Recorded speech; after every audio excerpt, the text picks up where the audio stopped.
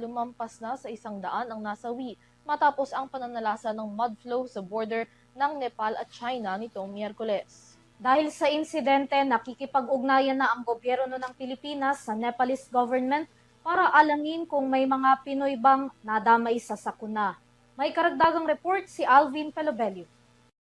Ito ang mapaminsalang mudslide na tumama sa border ng Nepal at China nitong Miyerkules. Matinding pagkawasak ng mga infrastruktura, dulot ng mud flow sa mga komunidad.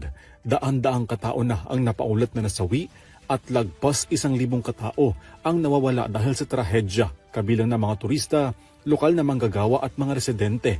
Dahil sa matinding pinsala, tuluyang ding naparalisa ang daloy ng transportasyon na nagdulot ng matinding abala. Kasalukuyan pa rin nagpapatuloy ang malawakang search and rescue operations ng mga rescue team sa kabila ng mahirap na sitwasyon sa mga apektadong komunidad. Sa kabila ng paunang ulat na ang mud flow ay dulot ng lindol, kinumpirma ng US Geological Survey at ng Mountain Institute researchers na dulot ito ng malawakang pagguho ng glaciers o pagguho ng yelo at bato.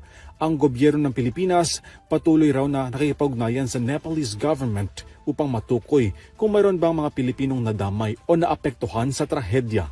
Para sa EuroTV News, Alvin Pelobelio, sumasaludo sa bawat Pilipino.